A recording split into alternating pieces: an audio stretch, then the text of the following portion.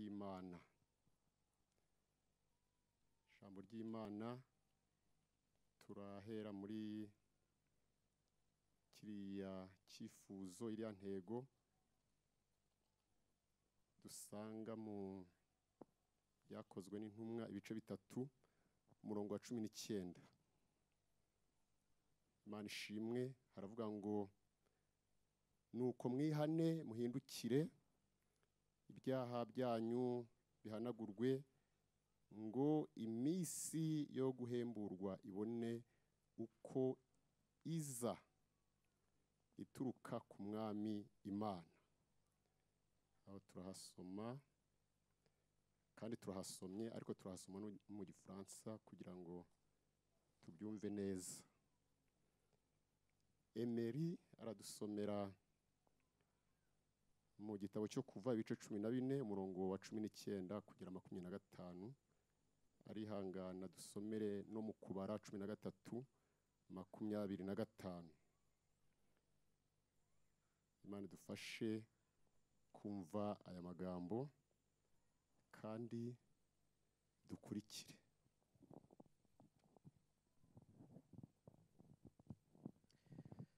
Kuva 14 umurongo wa 19 kugeza kuri 25. Haravuga ngo marayika w'Imana wajyaga imbere y'ingabo z'Abisirayeli arahava ajya inyuma yabo.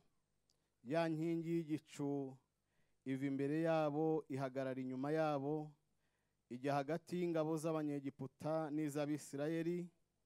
Bariya ibabera igicu n'umwijima, abandi babera umucyo ubamurikira nijoro, ntibegerana iryo joro ryose.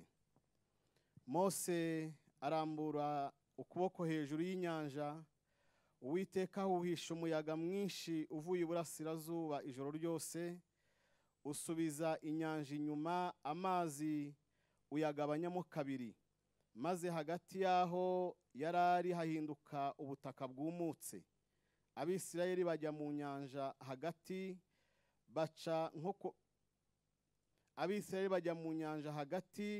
baca nko ku butaka, amazi ababera nk'inkike iburyo n'ibumoso.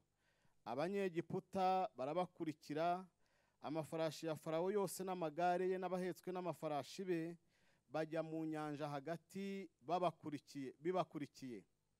Mu gicuku cya nyuma Uwiteka yitamururiye mu nkingi y'umuriro n'igicu, yitegereza ingabo z'Abanyegiputa bacikamo igikuba.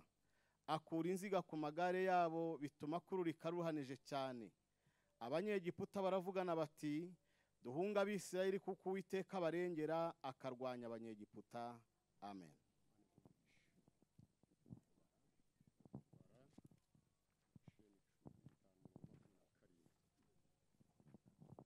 Kubara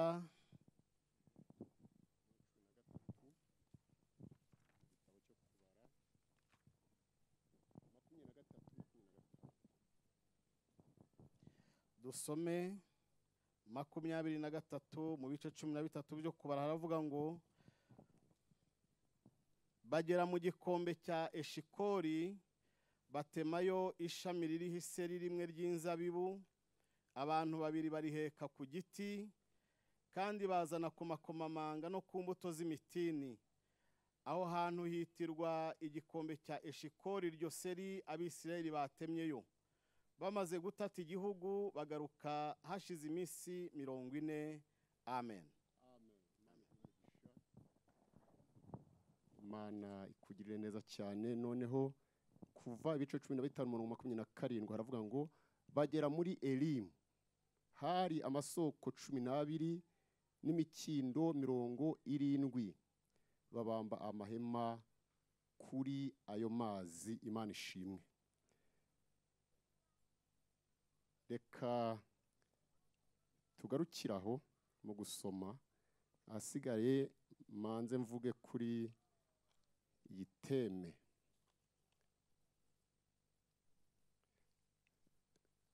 Ibyakozwe n'intumwa ibice 13 umurongo wa 9 mu Gifaransa ni Actes des Apôtres 3:19. Haravuga ngo repentez-vous donc et convertissez-vous pour que vos péchés soient effacés, en fait que des temps de rafraîchissement viennent de la part du Seigneur. Aho rero reka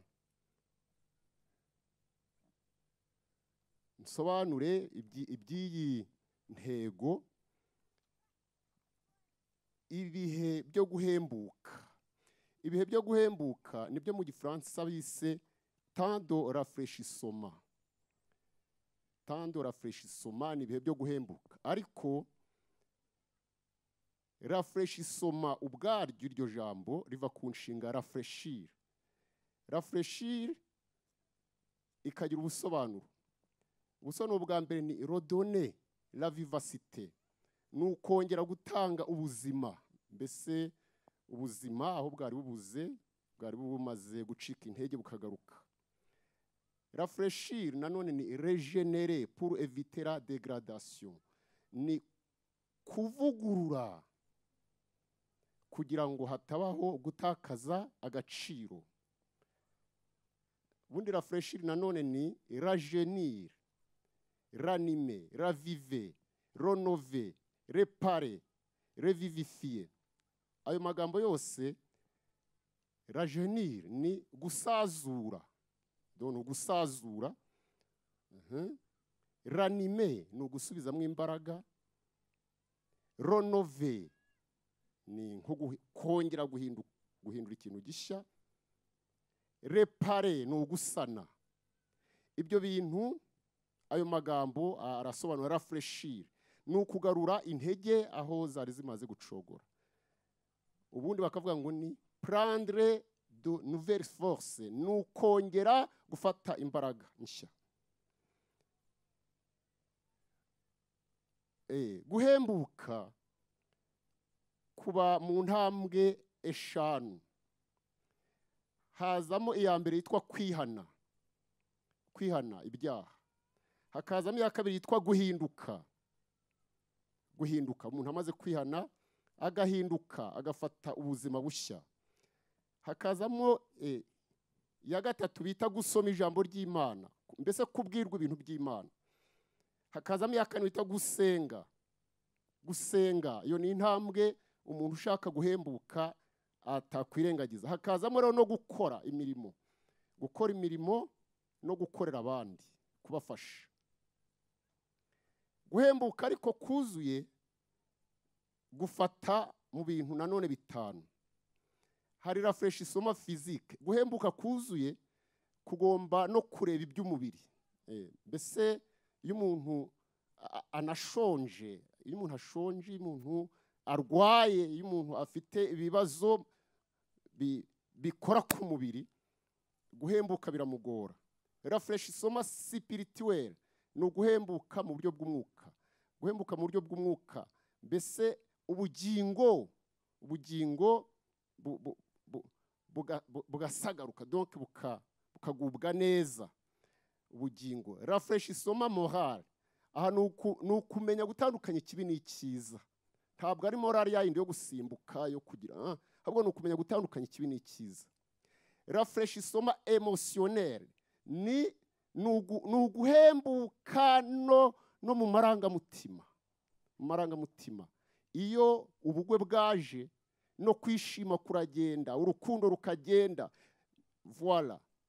Rafraîchissement relationnel ni uguhembuka gushingiye mu mibanire y'abantu n'abandi. Mbese abantu bakamenya uko babana, ibyari byarakosamye mu mibanire bigakosoka, abantu bakagenderana, abantu bakisanzura, mbese abantu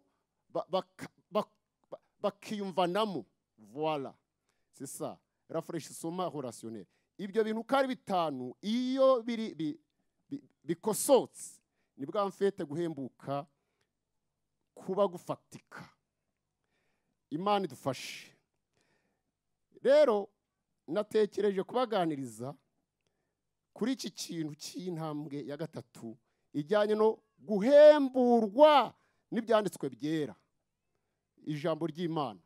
Ubundi ijambo ry'Imana ni kimwe mu bikoresho bituma guhembuka bishoboka. Imana ishimwe cyane. Turi hariya i Nyarugenge twavuze no kuri mwuka wera, dusanga mwuka wera nawe atuma guhembuka bishoboka. Uyu munsi rero reka mvuge ku kintu bita ijambo ry'Imana. Ndatanga urugero rw'ijambo ryatuma umuntu uryumvise vraiment avuga ati nkwiye guhembuka, mbese akumva hari igikoretse mu bugingo. Imana ishimwe cyane. Iri jambo rero rivuga ngo aho tujya hariho. Voilà. Donc aho tujya hariho. Ni ijambo ngira ngo nkuganirize. Aho tujya harahari. Abaririmbyi baririmbye kuva batangira, nubwo akavura kagiye kabagwaho, ariko wumvaga bavuga ibyerekeranye n'urugendo, wumvaga bavuga iby'ijuru, wumvaga bavuga ko tunafite n'utubuye duhabwa utubuye two gutondagira, two kugenderaho, ibintu nk'ibyo. Usanga mbese bavuze cyane ku by'urugendo, n'abashyitsi bavuga cyane ku by'urugendo. Aho tujya hariho. Mwene data Emery yadusomeye ibyerekeranye n'inkuru z'Abisirayeli.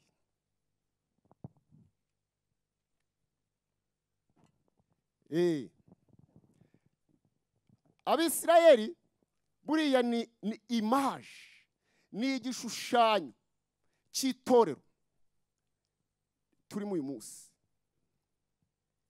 Bagiye mu gihugu cya Egiputa.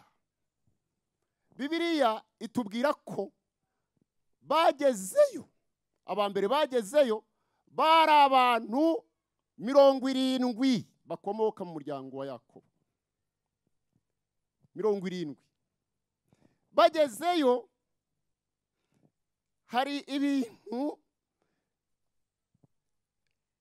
byabaranze. Icyambere cyabaranze nuko bakomeje kwizera Imana imwe rukumbi. Kabona nubwo bari mu gihugu gisenga imana nyinshi, ibigirwamana, bo bakomeje bari ya 70 bakomeje kwizera no gusenga Imana imwe rukumbi.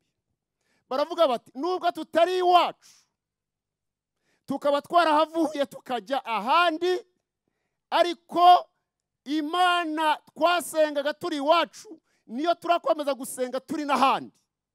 Ntibahinduka. Bakomeza kwihagararaho. Icya kabiri, barinze icyo twita identité yabo. Bavuye iwabo ari Abaheburayo, bageze mu Egiputa bamara imyaka irenga 400 bakomeza kuba Abaheburayo. Bavuye mu Egiputa ari Abaheburayo, ntabwo imyaka yabahinduye, nta nubwo bahinduwe nuko bageze ahandi. Oya, Imana ishimwe. C'est vrai.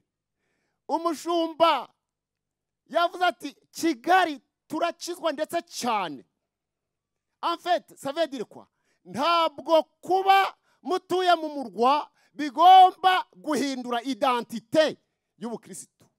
No no no no. No no. Ubundi umukristo muzima wo mu cyaro kiri mu rutoki yakagombye kuba hari ibyo ahuriyeho n'umukristo muzima wo mu mujyi rwagati. Pas de différence. No no no. No. No no no. Pasteri wo mu cyaro mu ntara i Rubavu akwiye kuba hari ibyo ahuriyeho bimusanisha na pastori wo mu mujyi Nyarugenge. Hajemo diferanse, abaje ikibazo. Et c'est vrai. Et c'est vrai. Hajemo ikinyuranyo, habajemo ikibazo. En fait, nakagombye kuza nabo mpagaranye n'abagenzi banje hariya ukabona nta diferanse ifatika irimo. Iyo hajemo rero ko umunyamujyi hari uko yambara, umunyacyaro hari uko yambara, haba hatangiye kuzamo ikibazo. Umunyamujyi azamura akageza aha cyangwa se akagira ate, haba hajemo ikibazo.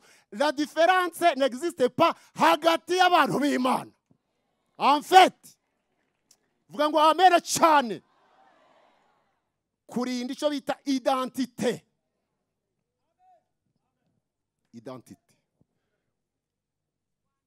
Navuye mu Butete hirya ku mupaka, ngeze hariya Musanze, ndakomeza nsa nuko navuye mu Butete, ndamanuka njya hariya ku Gisenyi, ndacyasa nuko nari nsa ndi mu Butete, n'uwanza na hano mu mujyi nakomeza ngasa nuko nasaga icyo gihe. Vraiment c'est ça. Haleluya cyane, amen.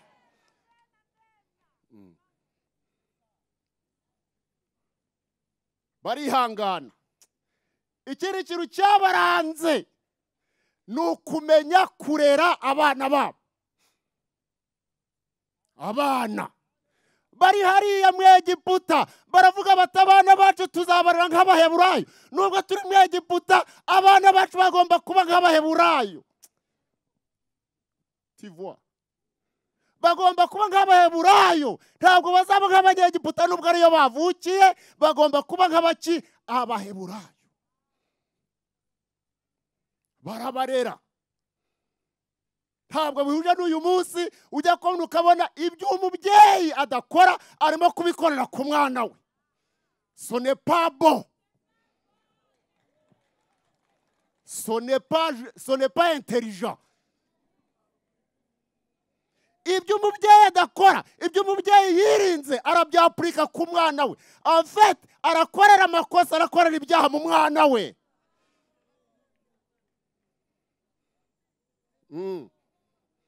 Ibintu tujya tubivuga mu mazina yabyo.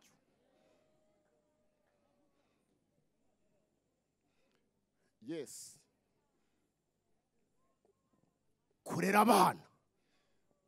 Kurera abana, pana kuvuga ngo abana n'uburenganzira bwabo Moshe, abana n'uburenganzira bwabo Moshe. Ugasanga ibyo umumama atinya gukora arabishyira ku mwana. Ntabwo ari byo.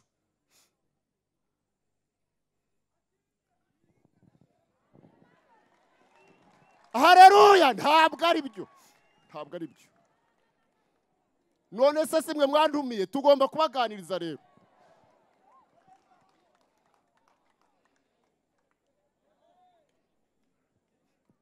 Ikindi cyabarangaga abo mu Egiputa bakoraga cyane kugira ngo ejo Abanyegiputa batazabafatira mu nzara, bakavuga bati mudukeneyeho ibiryo, turabakoresha ibyo dushaka.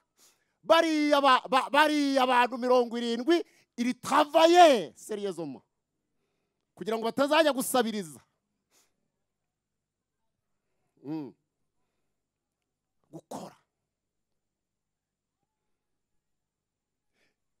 Ikindi cyabaranze barabyaraga, kubyara, produire, kubyara iki bita kubyara.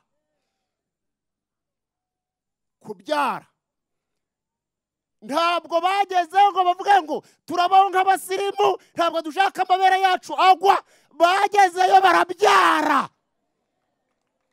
C'est vrai, barabyaye. Iyo biha kutabyara bwari kuba ubukecuru, ubundi bukaba ubusaza buri mu Egiputa bugashiraho, ariko kubera kubyara. Urumva mwa? Kubera kubyara. Urumva? Do bakababyara bakanabarera. Umunyabwenge umwe yavuze ngo iki en français? Yaravuze ngo une société qui n'éduque pas particulièrement les enfants et les jeunes, c'est une société qui tend à la disparition. Iyo rero, iyo hagati muri twe habuze abana, habuze abajene, habuze abantu bakiri bato, société iba irimo kuba effacée. Reka nkikubwire neza, dore imyaka mfite ntabwo ari mike. Abakristo mwese mungana nanjye, abakobwa bose abantu bose b'igitsina gore bangana n'umudamu wanjye, bose ari uko bangana. Nta igi F riri mu nda ya mama agasaza ntagi. Ubwo ni ukuvuga ngo twebwe turimo dushira nta ejo hazaza. Barabyaraga. Kubyara ibi bisanzwe.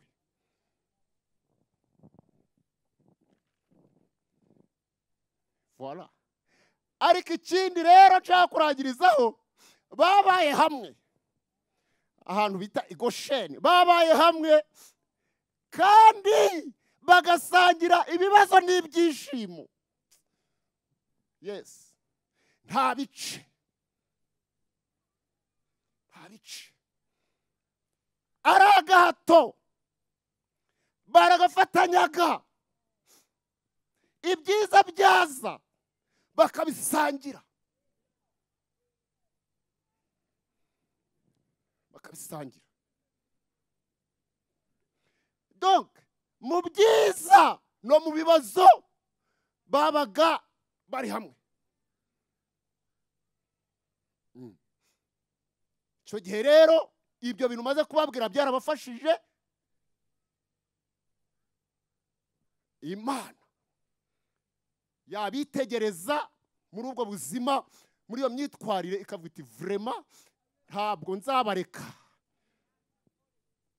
Kandi nawe vraiment uramutse uri Imana ukabona abantu bameze batyo, wabibandaho.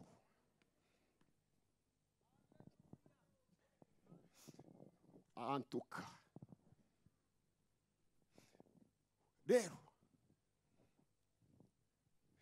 igihe cyarageze rero, kubera biriya bintu byose maze kubabwira, ntanatinze mu gusobanura, abanyegiputa barabatinya.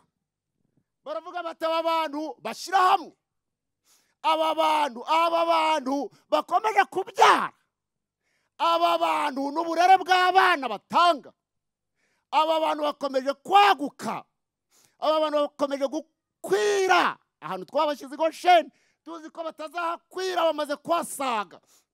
Aba bantu kabisa bazatuyobora. Reka tubigire ubwenge. Ngo babigira ubwenge, batangira bicara abagabo bakiri bato, bahereye mu gitsina gabo, batangira bica abagabo bakiri bato, baramanuka bica abasore. Hasigaye baravuga bati reka tubahere noneho bakivuka, cyane cyane kandi les garçons. Barabica mes chers frères. Kubwo iyo metode bakoreshaga mu kwica, wakumirwa ubugome bwarahahoze. Barabica. Igihe cyarageze ngo bose barataka, bakoresha ijwi rirenga bataka. Ariko kubera kuba bari igihe kirekire, ijwi rirahera. Buryo umuntu yababaye cyane, ijwi rirahera. Rirahera. Umuntu ugishobora gutaka, ntabwo uburibwe buba bwakinjiye. Kandi reka nkubwire ngo niyo umuntu akubiswe cyane cyane, ntabwo yumva ko yakubiswe, abibwirwa n'abandi. Uramutse uri muri atoriye domaine wizori, imashini ikagukata urutoki, ubibwirwa n'abandi ko urutoki rwaguye, kubera ko uburibwe bwarenze nivo yawe yo kubwakira. Gutakishijwe birabananira, hasigaye ngo baraniha. Kuniha ni ukumvikanisha umubabaro ariko ijwi ridasohoka. Uwitwa Hana yigeze gutaka muri ubwo buryo, agiye gusenga ishiro, ngasanga Hana kubera ko muri uburibwe bwari bwamurenze, ngagaragara nk'uzunguza iminwa, nk'unyeganyeza iminwa, ariko imbere havuga. Kudasobanukirwa abantu uwo mugore nk'umunyesindwe. Ariko Hana aravuga ngo ntabwo nasinze, ahubwo ndatakishwa n'umubabaro uri mu mutima wanjye.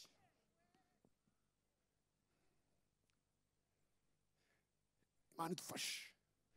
Ngo baraniha, ariko Imana ijya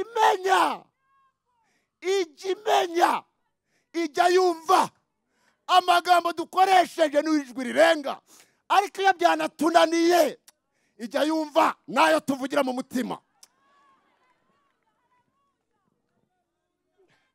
Imana ishimwe. N'imbere mu mutima haravuga, umwana w'umuntu ntiyumve, ariko Imana amatwi yayo arumva kugeza n'iyo hepfo. Imana ishimwe. Imana irumva, Imana irumva Moshe, irumva, igambirira kubavana muri icyo kibazo. Ndavuga iti ndabatabara kabisa, nubwo gutaka kwanyu. Yes, iranabikora kandi ntabwo mbitindaho. Umushumba yabivuzeho uburyo yakoresheje Mose. Ahubwo reka mpite nsimbuka mve kuri kiriya mushumba yigishije, ngere hariya ku nyanja. Ngo bageze ku nyanja rero, ayo makuru murayazi. Ngo bageze ku nyanja bahasanga iyo obstacle, igikuta. Ngo baravuga bati ibyacu birarangiye. Kandi bakiri muri ubwo bwihebe, bumva amagare, ikiriri n'urusaku rw'abakurikiye. Bumva ibyabo birarangiye, ariko bakiri muri ibyo, Bibiliya yatubwiye ngo Uwiteka Imana ngo acurika amaso ye areba mu isi. Imana ijya ireba mu isi, ngibona abanyegiputa, ingabo zikomeye za Farawo zaje. Ngo Imana imanura igicu kijya hagati y'abanyegiputa n'Abayisiraheli. Ariko ntiyakora ibyo gusa, ngo irebe igitsure ingabo z'abanyegiputa. Buretse ireba igitsure ingabo z'abanyegiputa. Ngo zikirebwa igitsure, imbaraga zari zivanye mu Egiputa zikurikira Abisirayeli ziragabanuka ndetse zivaho. Byatewe n'iki? Ngo Imana yonyine ikura inziga. Vuga ngo amen cyane. Moshe ikura inziga mu magare y'abanyegiputa. Bibiliya iravuga ngo amagare y'abanyegiputa akururika biruhanije. Akururika bigize bite? Biruhanije. Imana ishimwe cyane. Igitsure cy'Imana. Nshaka kubasobanurira kabisa iri jambo. Igitsure cy'Imana kijya gituma abadayimoni n'uburakari bwabo, Satani n'ibitero bye byose hagati yacu n'ibyo binyagwa. Vuga ngo amen cyane. Haboneka mw'intera, cyo bita distance très remarquable. Haboneka mw'intera. Imana iramutse itabirebye nabi, Imana ijya ibireba nabi biduhiga. Haleluya cyane. Amen. Itabirebye nabi byadufata vuba. Imana ishimwe cyane. Ijya ibyaka imbaraga bikatureba, ariko bidafite ubushobozi bwo kutwegera. Ibyaka imbaraga. Itabyatsa imbaraga twashiramwa, itabyatsa imbaraga twashiraho, ariko Imana ijya ibyaka imbaraga iragahora ku ngoma. Haleluya cyane.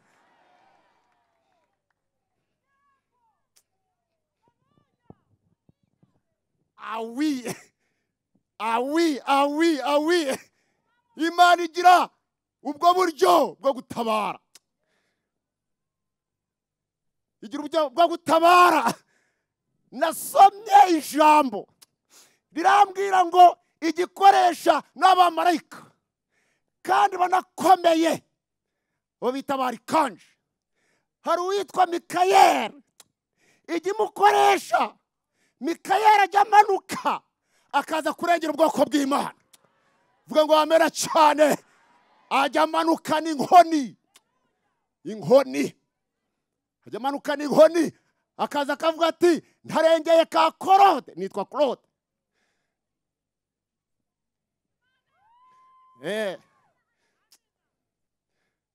Yes. Inkoni. Agerara hafi y'igitanda cyawe, marayika Mikayeli aba mu nzu yawe muri bya byumba, marayika Mikayeli atabayemo. Wareba uko bigenda. Kandi ajya kubita nta mbabazi, agakubita abadayimoni atabababariye, arabashishura bakumva uko babaye. Vuga ngo amera cyane. Arabashishura bakumva uko babaye, kubadiha muri make. Kubadiha. Imana ishimwe. Ni ukuri kw'Imana, Imana ishimwe cyane.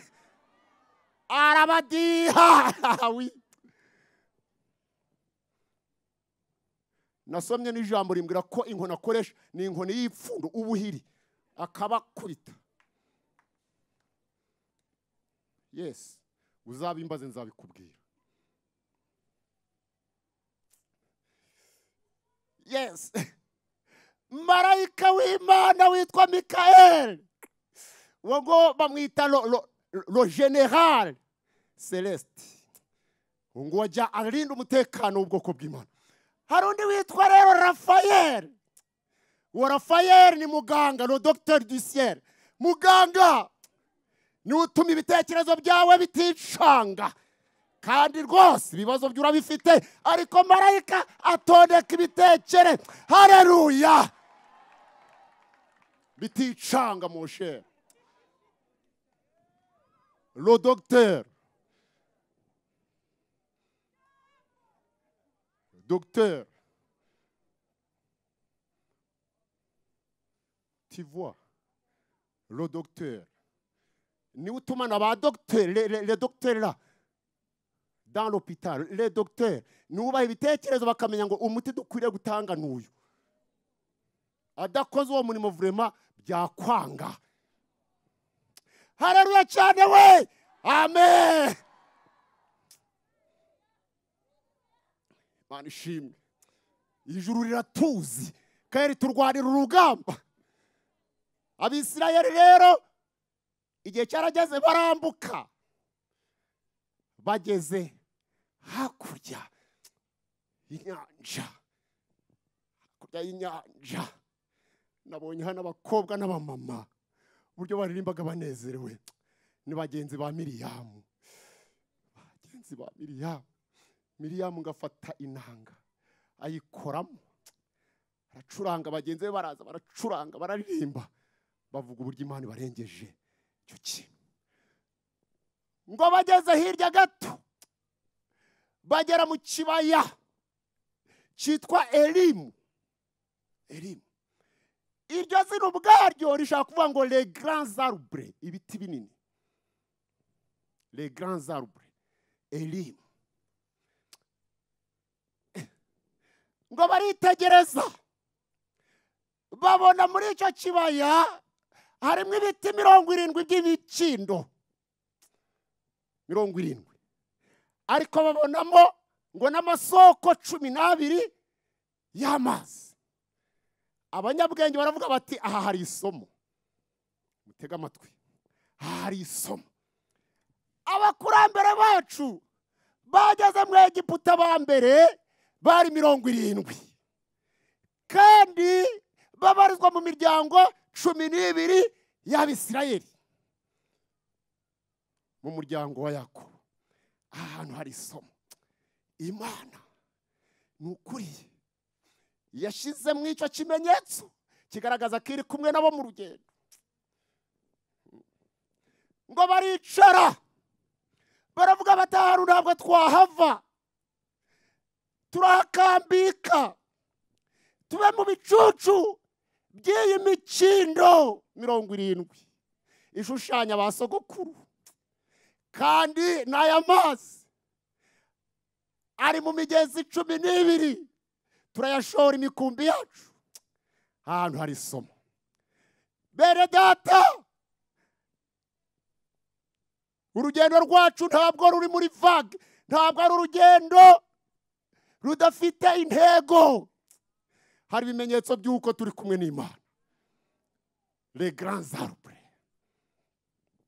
les grands arbres, les grands arbres, ibiti binini, ibiti binini. Mushumba cyiza tambuka hano. Grand arbre, le grand arbre, le grand arbre. Yes.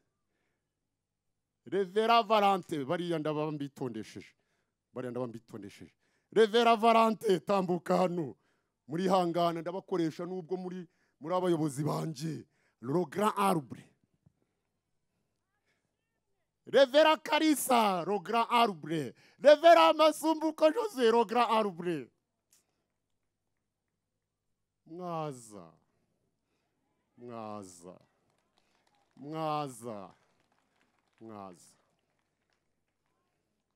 Les grands arbres. Muzehe wanje tambuka nawe. Ihangane yego. Le grand arbre. Ihangane iza kuri ako gakoni ni nacyo kigaragaza kuri le grand arbre. Le grand arbre. Ibiti binini mwihangane. Ibiti binini. Aba ni abatubanjirije mu rugendo. Les grands arbres. Les grands arbres. Ntabwo ibiti binini biba mu bagabo gusa. Icyama nkabona umumama hano. Umumama. Yes. Umumama. Ye. Ni muzerata. Ntabwo ari ibyaha mbakoresha. Les grands arbres. Ibiti binini. Abisirayeli ngo bageze mu kibaya cya Elimu babona ibiti binini 70. Ntabwo natoretse abantu 70 hano, ntabwo nababona baza bakererwa. Baravuga bati uru rugendo turimo ruri mu Imana. Umva umufaransa ubwo uko yavuze, yaravuze ngo les petits doivent monter sur les épaules des géants pour voir loin. Vuga ngo amena cyane. Mon cher, ndakivuga mu Kinyarwanda. Abantu bakiri bato bagomba kuzamuka bakajya ku bitugu by'abakuru kugira ngo barusheho kureba kure.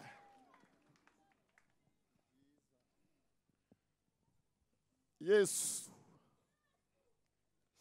Les petits doivent monter sur les épaules des géants pour voir loin. Pour voir loin. Pour voir loin. Mani dufashe. Mani dusange. Vayo hano sha. Mani dusange. Hagarara hariya. Mani dusange. Mani dusange. Les petites filles haza umukobwa hano hano dusange hagarara hariya hariya inyuma abakiri bato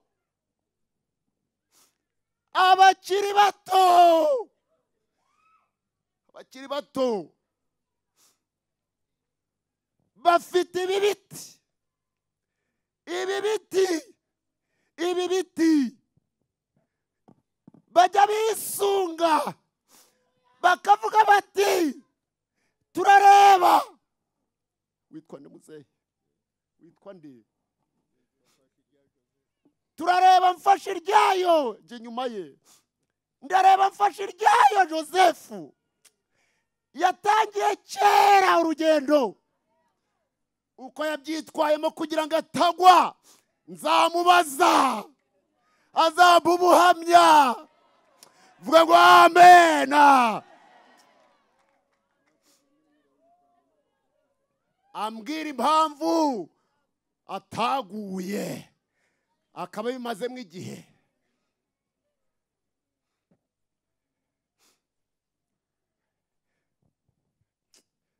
le petit Aloïs doit monter sur les épaules de Joseph en fait de voir loin. Kabuga ati urugendo Joseph atavuyemo atashingutsemo urwo rugendo ndarubamo ntabwo ari imitwe Joseph yatetse haleluya cyane amen ntabwo ari imitwe mon cher oui urugendo Joseph atashingutsemo ntabwo nzaruvamo ntabwo ari imitwe n'ukuri kw'Imana oui urugendo Valanta kirimo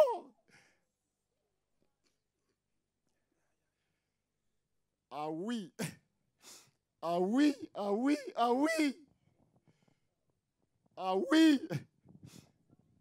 witwa nde mama urugendo Clementine atavuyemo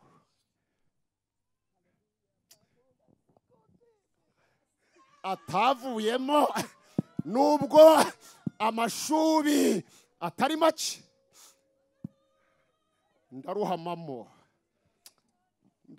di niyo mpamvu ujya kubona ukabona umukobwa agiye gushaka marene abari kuvuga ati ndisunga igiti kinini cyambanjirije ahantu yes ndisunga igiti kinini cyambanjirije mu rugendo oui Clementine we ukwiye rero gukomera kugira ngo witwa nde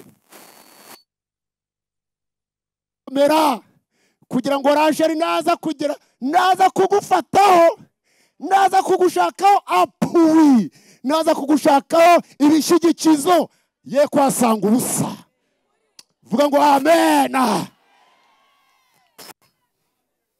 ye kwasanga ubusa kugira ngo ye kwasanga ubusa yemwe abakozi b'Imana we muba mukwiye gukomera kugira ngo abana bari inyuma yanyu babashakaho apui babashakaho ibishyigikizo nibaza we kwasanga ubusa oui bazi bavuge bati izuba riratwishe izuba mu rugendo ribaye ryinshi bugame mu gicucu cy'igiti kinini izuba ribaye ryinshi muzehe nkeneye igicucu cyawe izuba ribaye ryinshi nkeneye igicucu cyawe biragatsindwa kuza bakabakaba lejene bakabura icyo bafata cyangwa bajya gufata bagafata mu mahwa c'est dangereux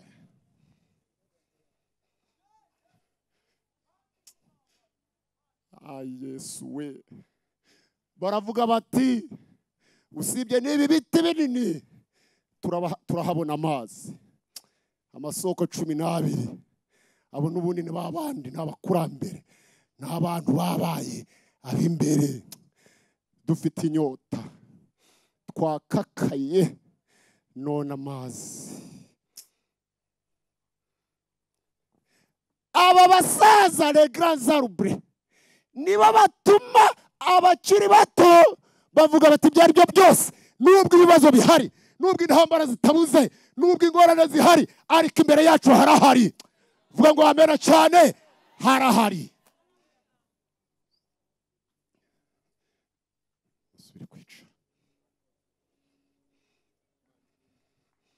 Imbere yacu harahari. Imbere yacu hagize hate, harahari.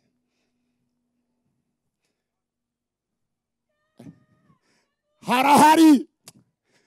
Mubyumve baririmbye imwe, imbere yacu hagize hate, harahari. Mubyumve mwa basore mwe, imbere yacu hagize hate, harahari. Moshe, reba iyi misatsi. Ni byiza mujye mutumira n'abasaza. Iyi misatsi kuba nkibirimo,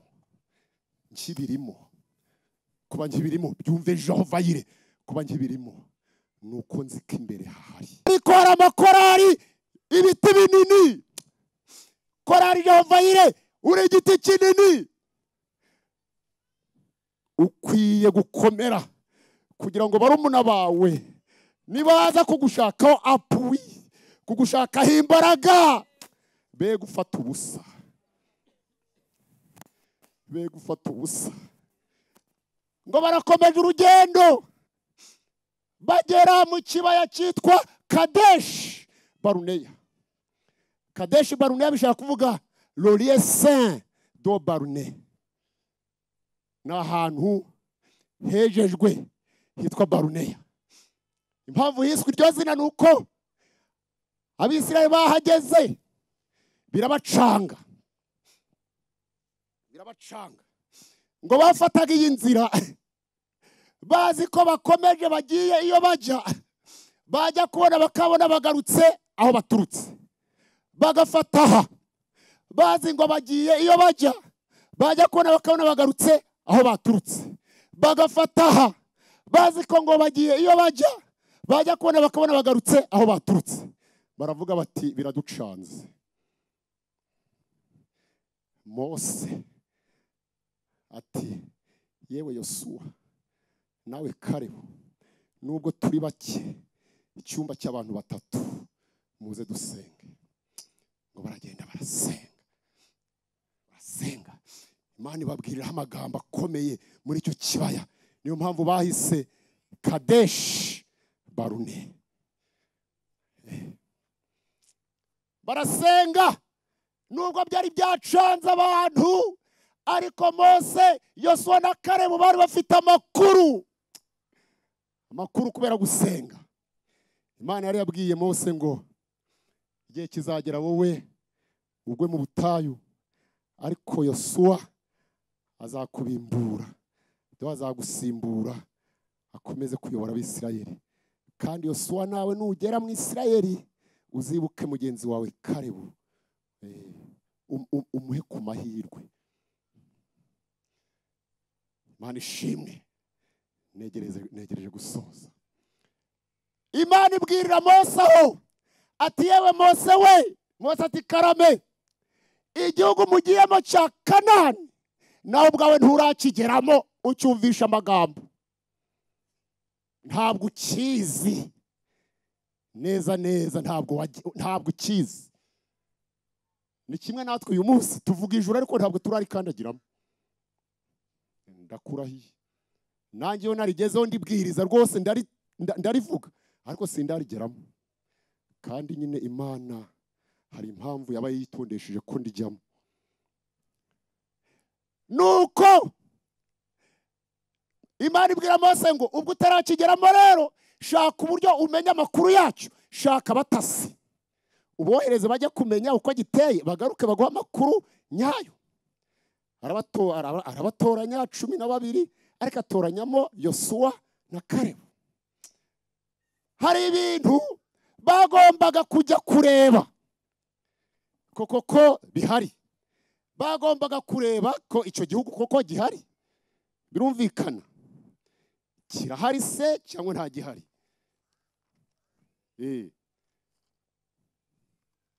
Kureba ko gihari. Kambivuge nihuse. Kureba ko gihari. Icya kabiri bagombaga kumenya abagituye abaribo. Icya gatatu bagombaga kumenya ko ari cyiza. Icya kane bagombaga kumenya uko imijyi yo muri icyo gihugu yubakitse. Bagombaga kumenya icya gatanu uko ubutaka bwaho bwera. Ariko icya karindwi yakibwiye Yosuwa na Kalebu. Arababwira ngo mwebwe muzamanuke mu gikombe cyitwa Eshikoli, mugeraho hasi muzanzanire iseri. Iseri, ikimenyetso kigaragaza ko koko icyo gihugu kibaho. Abatasi baramanutse baragiye. Abenshi bahagarara ku misozi miremire bakareba igihugu bati vraiment ça va kirahari. Bagakora domituru basubirayo. Kalebu na Yosuwa bagiye basenga bari kumwe. Imana ishimwe cyane. Vayo hano mon petit frère. Mon petit frère. Yes. Mon petit frère. Kalebu na Yosuwa baravuga bati twebwe ntabwo tugarukira ku mpinga z'imisozi, turamanuka tujye mu kibaya. Dushake ikimenyetso cyerekana ko Kanani ibaho. Baragiye Moshe ngo bateme iseri. Iseri bararyikorera bombi. Baragenda bageraho Mose ari n'Abisirayeli barimo babwirwa inkuru y'incamugongo. Yosuwa na Kalebu bahageze n'iseri. Baravuga bati Mose tuvuyeyo. Nibyo koko ibyo bagenzi bacu bavuga ko igihugu kirimo abanaki, kirimo ibibazo. Ibyo nibyo natwe twababonye. Ariko igihugu kirahari. Ikimenyetso ngiki k'igihugu gihari. Vuga ngo amena cyane. Ikimenyetso turagifite mu ntoke k'igihugu gihari. Kandi nabo banaki bavugwa, ibyo bibazo bivugwa nabyo birahari. Ariko dufite icyo Imana yatubwiye. Ubw'Imana twishimira rero. Vuga ngo amena cyane. Abo banaki ibyo bibazo tuzabirya nk'imitsima. Kandi dore kugira neza kw'Imana.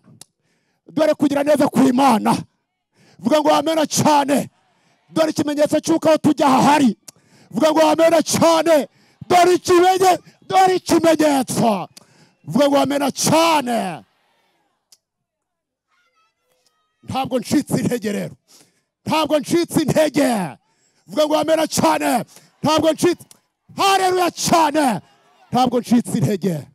Aho tujya hariho. Vuga ngo amena cyane. Aho tujya hariho. Vuga ngo amena cyane.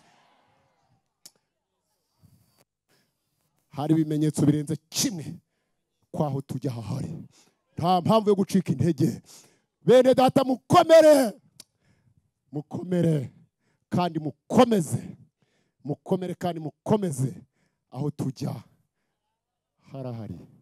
Mwakire neza ijambo ry'Imana. Oh, haleluya cyane.